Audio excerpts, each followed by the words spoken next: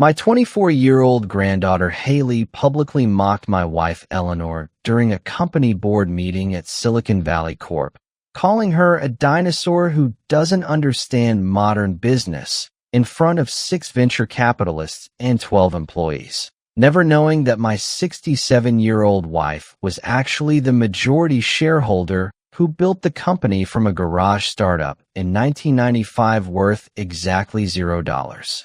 I watched my wife stand up from her CEO chair, smile calmly, and tell Haley, "But before we get to that, do us one quick favor. Subscribe, hit the like button while you're at it, and comment where you're listening from so we can see how far these stories are reaching." My name is Richard, and I am going to tell you about the day my 24-year-old granddaughter learned that the dinosaur she mocked was the reason she had never paid a single bill in her adult life.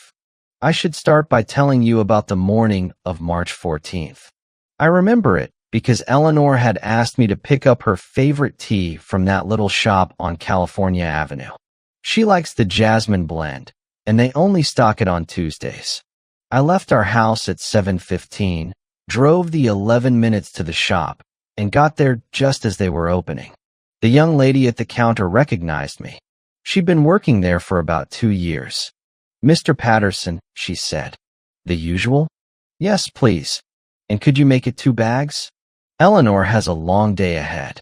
She smiled and wrapped the tea in brown paper. I paid with my card, the one Eleanor set up for household expenses. I don't carry much cash. I never have. When you're married to someone who thinks in quarterly reports and shareholder value, you learn to let them handle the numbers. The drive home took me past the headquarters of Silicon Valley Corporation. I saw the building every day, but I don't think you ever really see something until you understand what it represents. That glass tower with the blue accent lights had been a dream in Eleanor's eyes back in 1995. She'd come to me one night after the kids were asleep. She was holding a napkin from a restaurant we'd gone to for our 7th anniversary. She'd drawn a diagram on the back. Boxes and arrows. Arrows connecting to more boxes. "I think this could work," she said. I looked at the napkin. I didn't understand most of it. I was a high school history teacher at the time. I knew about the Roman Empire and the causes of the 100 Years' War. I didn't know venture capital from venture breathing. "Okay," I said. That was my contribution to the conversation. "Okay, just one word." She smiled like I'd given her the moon. She kissed my cheek and went back to her diagrams. I went to bed. I taught my classes the next day. And somewhere in the background of our lives, a company was being born in our garage. Eleanor never talked much about the early years. I learned about them later from articles and interviews she gave decades after the fact. I know that she worked 18-hour days. I know that she drove a Toyota Corolla with a dented fender until 2001. I know that she skipped her own mother's 80th birthday because she was in Singapore closing her first major international deal. I know that she never once complained about it to me. Not once. When she came home exhausted, she would sit on the couch and I would make her tea. We would watch old episodes of a show we'd seen 10 times before. She would fall asleep against my shoulder. I would carry her to bed. That's what our marriage looked like from the inside. Quiet, supportive, uncomplicated.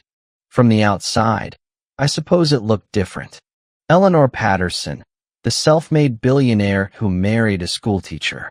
The newspapers called me the supportive husband. The business journals called me unassuming. Some people assumed I must be rich in my own right, that I must have some hidden fortune or secret talent. I never corrected them. It was simpler to let them think what they wanted. The truth was simpler. I loved Eleanor. She was still wearing her business suit. She looked tired, but she was smiling. She always smiled at family gatherings. "So, Haley," Eleanor said, sitting down at the table, "what are your plans now that you've graduated?" Haley glanced up from her phone. "I got a job at a startup. In the city. They're doing some really innovative things with social media engagement." "Oh, what kind of things?" Haley made a face, like the question itself was tiresome. It's hard to explain. You wouldn't really understand. It's like generational. You know, Eleanor nodded. She picked up her fork. I see. And what's the company called? Maybe I've heard of it. Launchpad Dynamics. It's new. Only been around a couple years. Not some ancient corporation that's coasting on legacy value. My wife didn't flinch. She didn't miss a beat. I haven't heard of it, but I'm sure you'll do well. Haley smiled, satisfied. She thought she had won something. I watched the whole thing. I set down my fork. I looked at my granddaughter, this young woman with so much fire and so little understanding. I wanted to explain something to her. I wanted to say, that woman you're talking to? She built the original model for companies like Launchpad Dynamics. Every startup founder studies her story. Every venture capitalist in Silicon Valley has read the case studies about her deals. But I didn't say anything, because Eleanor had already answered the question with her silence. She was teaching me something that night, though I didn't realize it yet. She was teaching me about patience, about watching, about the power of knowing who you are without needing to prove it. The next 2 years brought more of the same. Haley got fired from Launchpad Dynamics after 8 months. She'd clashed with her boss. He was an idiot, she told us at Sunday dinner. He didn't understand modern marketing. Eleanor asked what happened next. I found something better anyway. A senior role at a tech company. Way more prestigious. That company was Silicon Valley Corporation. Eleanor had hired her. I didn't know this at the time. I found out later that Eleanor had pulled strings. She'd asked her HR director to fast-track an application. She's family, Eleanor said. Give her a chance. Haley made $180,000 a year. She had a company car. She had a discretionary fund for professional expenses. She had a corner office on the 6th floor. She thought she had earned all of it. I should tell you about my role in all of this. I'm not a passive person by nature. I taught history because I loved it. I coached the debate team for 15 years. I raised 2 kids and helped bury my parents and stood by Eleanor through every acquisition and merger and market crash. But I learned early in our marriage that Eleanor's world was different from mine. In my world, you won arguments with evidence and logic. In her world, you won by controlling information. In my world, you defended yourself when attacked. In hers, you didn't dignify small people with a response.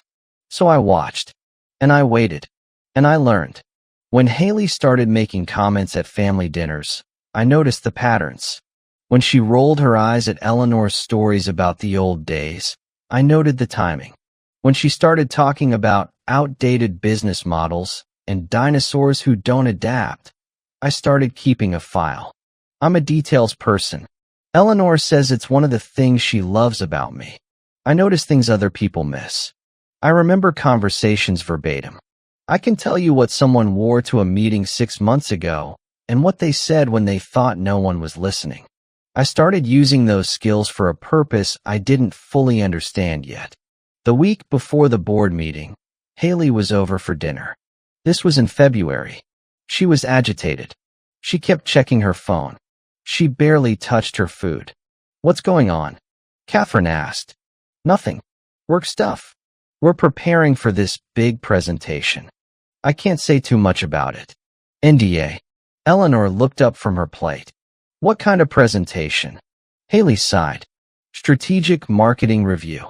We're trying to get more funding from some venture capitalists. It's top secret. I can't discuss specifics. I see. Who is presenting? I am. Haley's voice carried a note of pride. I'm leading the whole thing. The board picked me out of everyone. They said I have the best strategic vision.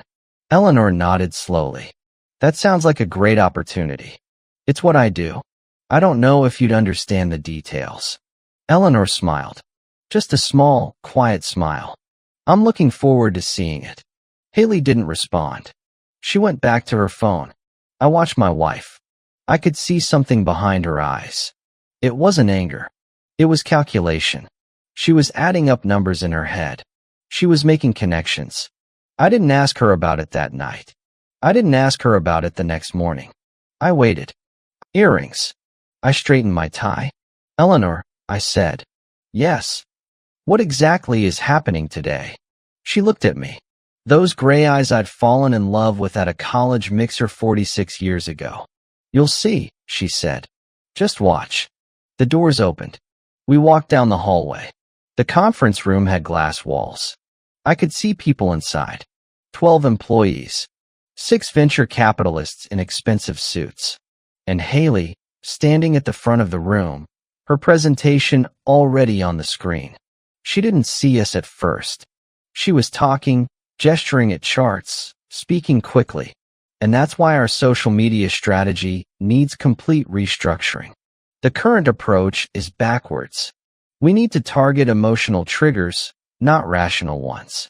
My generation understands this, but she stopped. She saw us standing in the doorway. Good morning, everyone, Eleanor said. She walked to her chair at the head of the table, the CEO chair. I took my seat in the corner, the one I'd been assigned in the seating chart, and I pulled out the small notebook I always carried. Grandmother, Haley said. Her voice was off, a little too high, a little too sharp. I didn't know you were joining us. I thought I would sit in today, Eleanor said. She folded her hands on the table.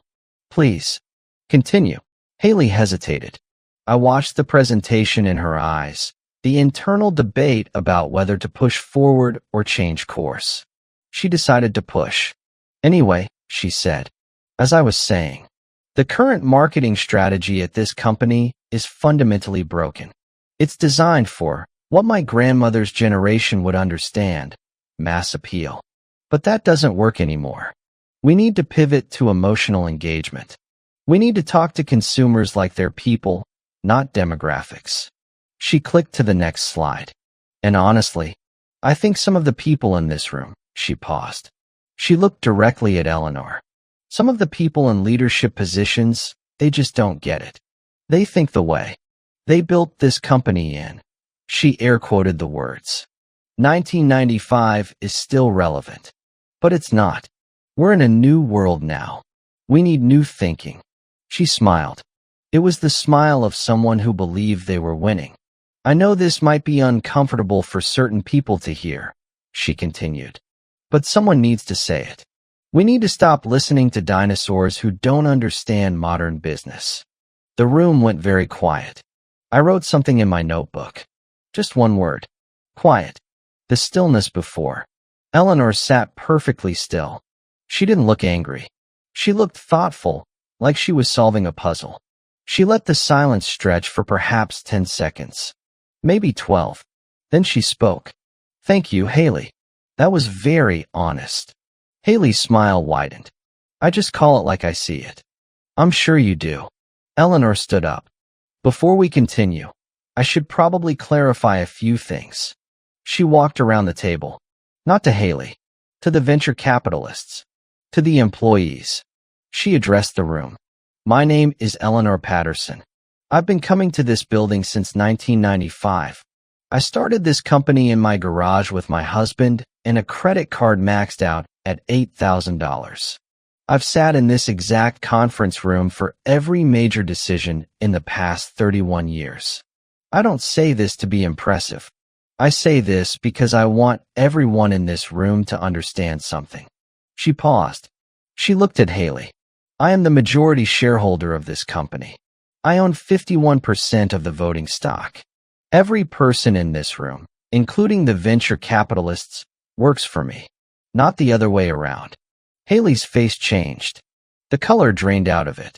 Now, Eleanor said, let's talk about your employment. I need to tell you what happened next, because this is the part that matters. Eleanor was calm. Calm like a surgeon. Calm like someone who had practiced this moment in her head for years. She looked at Haley and she spoke. You have been employed here for 2 years. Your starting salary was $180,000 per year, plus a company car, plus a discretionary fund for professional expenses. The discretionary fund has been used for your apartment rent, your BMW lease payments, and your student loans. The total amount, over 24 months, is approximately $430,000. She paused. Let the numbers land. Every single dollar came from my personal discretionary fund, not from the company's marketing budget, not from your salary, from my account. The venture capitalists had their phones out. They were recording. I could see it in my peripheral vision. I didn't look at them. I looked at Haley. I want to be clear about something, Eleanor said. I have never once criticized your work. I have never once commented on your performance. I gave you this job because you are family. I supported you because I hoped you would find your way. That was my mistake. Hope is not the same as good judgment. Haley opened her mouth. Nothing came out. You are fired, Eleanor said. Effective immediately. Security will escort you to your desk to collect your personal belongings. You will not return to these offices. She turned to the room. That concludes this meeting. I will reschedule for tomorrow. Please give my regards to your firms. Haley was crying now. She was saying something, but the words were barely audible. Grandmother, please, I didn't know. Didn't know what? Eleanor's voice was still calm, still quiet. Did you know what company this was? Did you know who founded it? Did you read the history that's framed on the wall in the lobby? Did you ever once ask? No. You assumed. You assumed that success is something you inherit. You assumed that money grows on trees. You assumed that your grandmother is a dinosaur who doesn't understand modern business. She walked back to her chair. She sat down. She picked up her tablet. You should. Leave now. And Haley, when you update your LinkedIn, and I see you're already typing, you might want to mention that you resigned. It will look better than the alternative. The next 3 weeks were chaos. Haley's LinkedIn post went viral. Someone had leaked the video. It had been viewed 2 million times by the end of the first week. She lost her job, her other job, the one she'd gotten after we fired her, at a company that had seen the video and decided they didn't want the publicity. Her boyfriend broke up with her.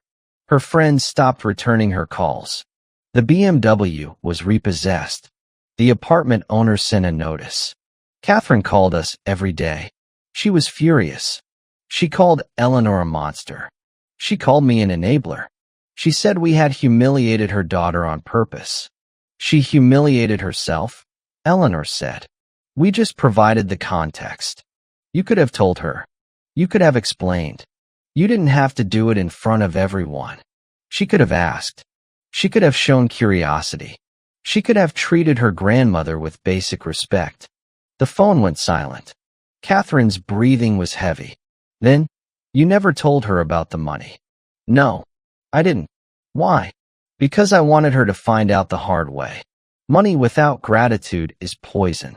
She was drinking it every day, and she didn't even know where it came from. I heard Catherine start to cry. I heard Eleanor sigh. I set down my teacup. Catherine, Eleanor said, when you're ready to talk about this without screaming, call me back.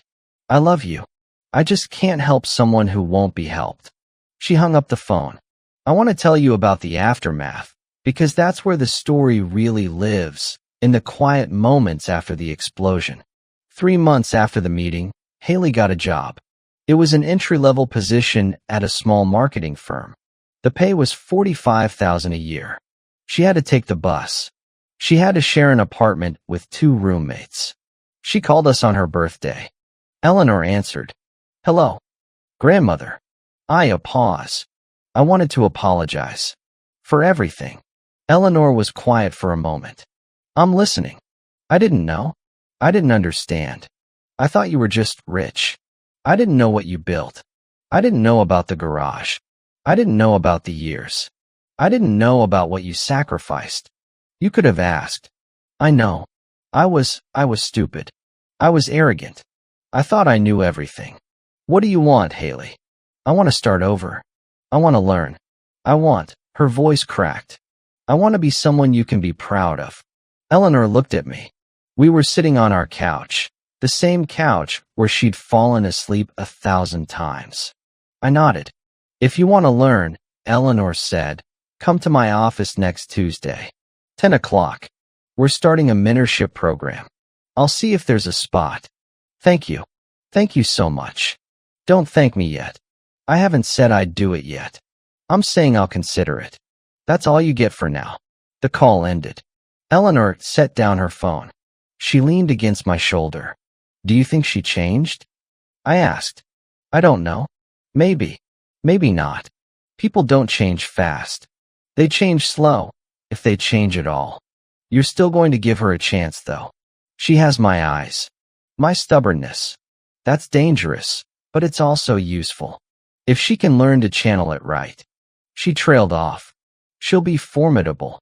She already is. She just doesn't know it yet." I want to tell you something about revenge. The word gets thrown around a lot. People think of it as anger, as violence, as getting even. But that's not what I saw in that conference room. What I saw was something more patient, more precise. Eleanor didn't plan her revenge in a fit of rage. She'd been planning it for years. She'd been watching Haley make mistakes and say stupid things, and she'd been storing it all. Not to explode at some random moment. To deploy exactly when it would do the most good. The lesson wasn't, "I can hurt you." The lesson was, "I have been letting you succeed the whole time. Everything you have comes from me, and I can take it away." That was the revenge. Not pain. Perspective. I learned something from watching my wife that day. I learned that power isn't about raising your voice. It's about knowing exactly when to use it. I'm 67 years old. I've been married for 46 years. I taught history to teenagers for 31 years. I've seen empires fall and new ones rise. I've watched people get too big for their shoes and then watched those shoes get taken away. I don't think Haley will forget that day. I don't think she'll forget the look on her grandmother's face when she said, "I am the majority shareholder of this company." I don't think she'll forget the sound of those venture capitalists recording on their phones. But I also don't think she's ruined. She's too stubborn for that. Too much like Eleanor. The same fire that made her arrogant will eventually make her strong. She's still in the mentorship program. She's been there for 6 months now. She does grunt work. She makes copies. She takes notes. She hasn't complained once. Eleanor says she's showing promise. That's the story. That's what happened in that conference room on a Tuesday morning in March. That's what it looks like when a quiet man watches his wife teach a lesson with precision and patience. Some people might call it cold. I call it fair. If this story resonated with you, join our channel by liking and subscribing for more real, raw, and family-centered stories. Thank you for listening. I'll see you in the next one.